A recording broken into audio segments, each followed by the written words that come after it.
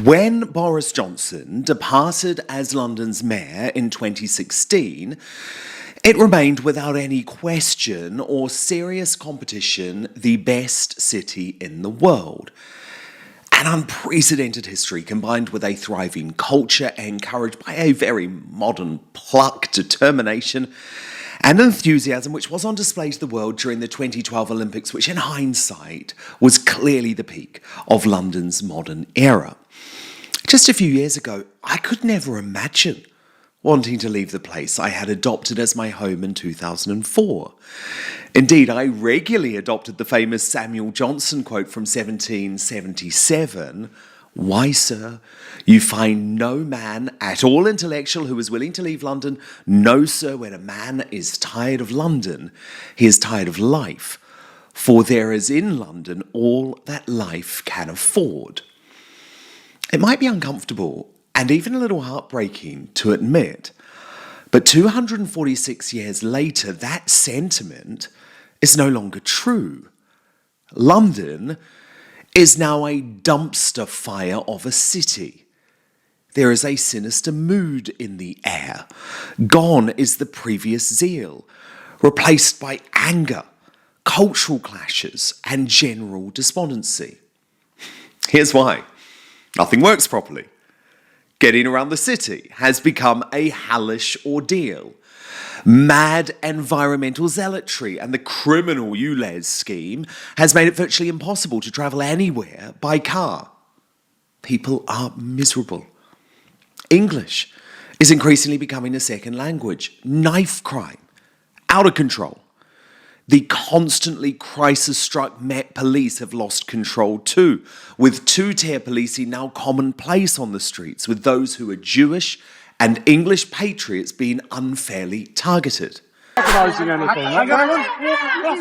Yeah, and at the moment, sir, you are quite openly Jewish. This is a pro-Palestinian march. Right. I'm not accusing you of anything, but I'm worried about the reaction to your presence. You remain here because you are for the breach of these other people. You will be arrested. If I remain here, you will arrest me. Because your presence here is antagonised for a large group of people, and we can't deal with all of. Extreme Islamism has made significant swaths of the city no-go zones for Christians and Jews.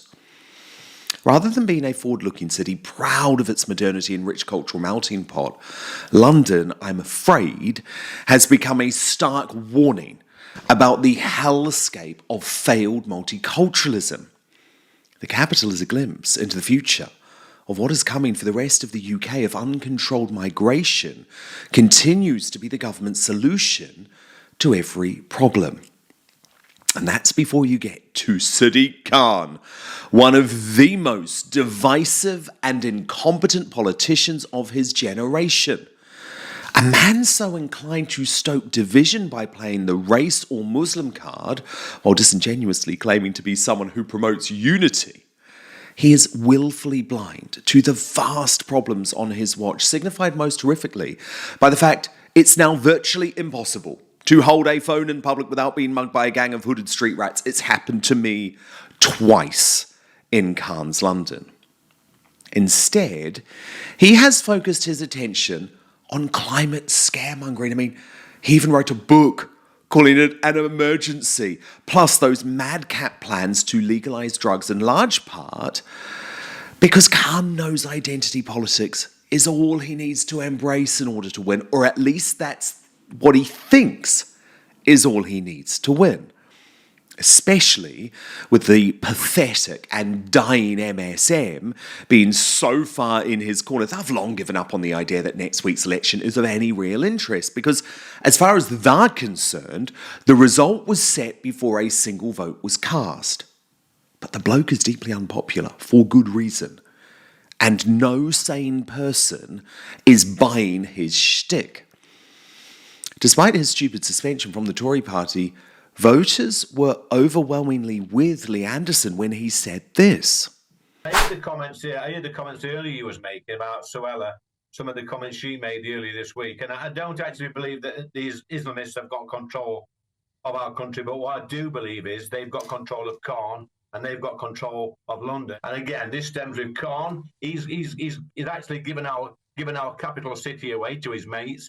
We've got Starmer. Beware, because if you let Labour in through the back door, expect more of this and expect our cities to be taken over by these lunatics.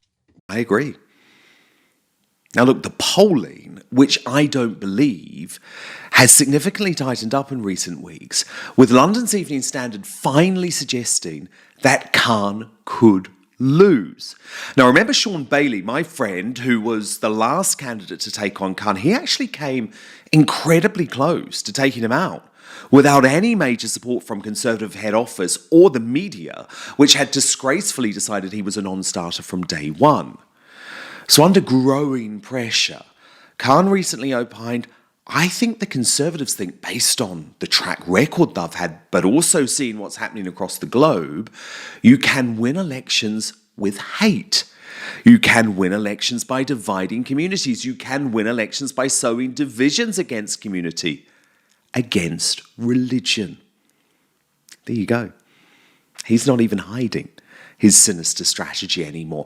If you dare to criticise Khan and his failed policies that have ruined London and put its residents' safety under direct threat, then you're a racist, anti-Muslim, Islamophobic. I mean, I know you've seen this script before. It's all he's got.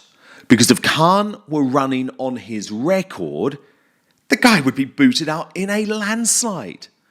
And if voters were truly aware of his dystopian plans, including this dastardly plot to charge motorists per mile they drive, there is simply no way they would vote for him. Of course, the MSM have once again declared this election long over.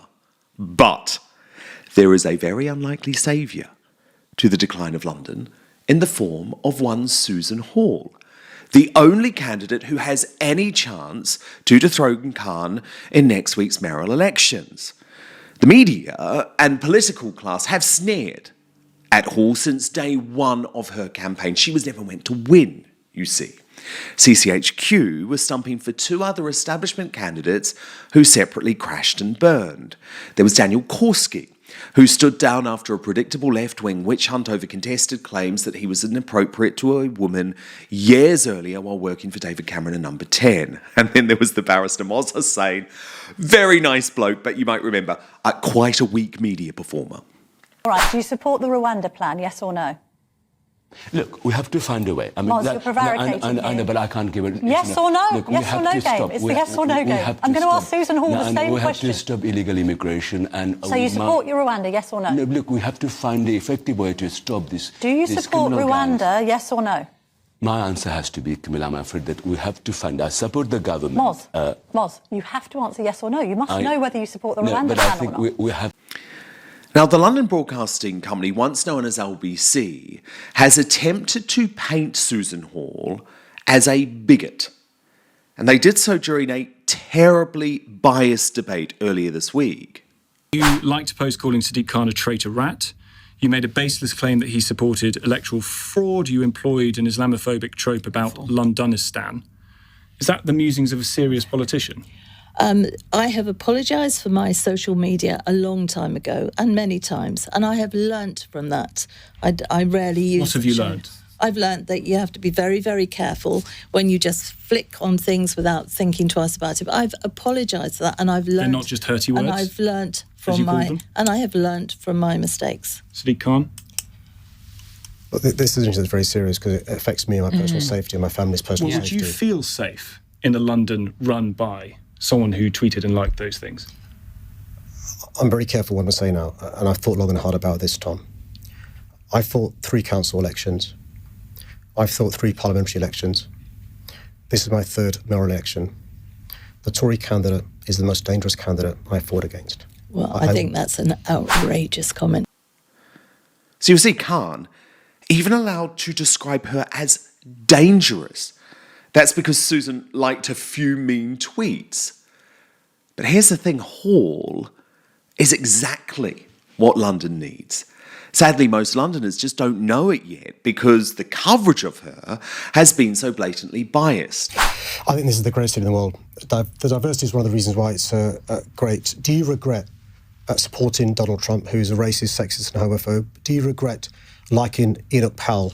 Do you regret like in Lee Anderson, the Islamophobe, will you apologise unequivocally for having those sorts of views and promise to be a mayor if you win that unites communities rather than your record of dividing them? I do not divide communities. I support all communities. I come from Harrow, where it's the most diverse borough in London, I'd say. It's incredible. And actually, if you look at all communities... Are you going to apologise or not? No, if you look at all communities, we've all got the same values. We all believe in hard work. We all believe in family, and we all believe in fairness. And we should all look at people in that way. We've all got the same values. No apology for Trump, for Enoch Powell or Lee Anderson. We know. This is a hard-working, anti-woke small businesswoman who believes strongly in personal responsibility, law and order, stamping out identity politics, and, hallelujah, a meritocracy.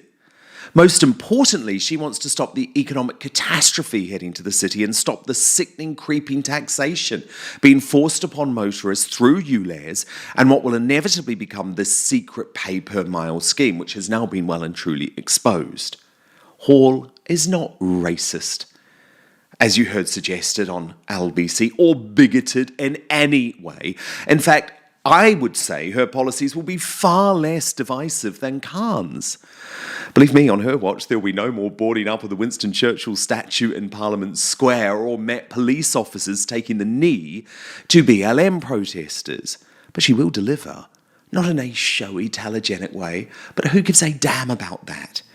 The international media might put Khan on some sort of pedestal as London's first Muslim mayor, but how does that matter if the city he's running has become unlivable? I think Khan is like Jacinda Ardern, a leader adored by the commentariat for his slick, uber-woke performance on the international stage, who has completely lost the people who put him in office in the first place. And like Ardern, there should be a very strong chance of him having his ass booted from office so he can trek the World Economic Forum circuit forevermore. However, Hall is not fighting a normal election. Her party under Fishy Rishi is heading to its own national electoral catastrophe, which is quite clearly deserved because the Conservatives have ignored virtually everything the public wanted and expected them to deliver. So believe me, in this current predicament, voting for any Conservative is not straightforward. I hear you on that, right? I understand. But Susan is not a Fishy Rishi Tory. She's a Boris Tory, a Truss Tory, and yes, a Trump Tory. She speaks truth to power. She doesn't give a damn about what the establishment and what the media elite think of her. She's as hard as nails. She's not a career politician, but she's a good human being, a loyal human being. She is exactly what London and the UK needs. I'm disgusted that the support from Conservative high command via CCHQ has been lukewarm towards Susan at best. It took months for Sunak to even utter her name during PMQs. No doubt he was still smarting at the fact that Hall didn't back him in the leadership race. But I think Sunak's lack of support is a good thing. He is electoral poison. And the fact Hall is not one of his One Nation cronies is a brilliant development. So if you, like me, are a disillusioned Londoner, sick and tired of feeling unsafe and ignored, fed up with the MSM lies, and disgusted by Khan's blatant anti-white racism, then there is only one candidate with the slightest chance of changing that. The entire media and political class might be telling us that our vote is wasted, but remember they said the same thing with Brexit and with Trump. This is the final chance to rescue what was the world's greatest city.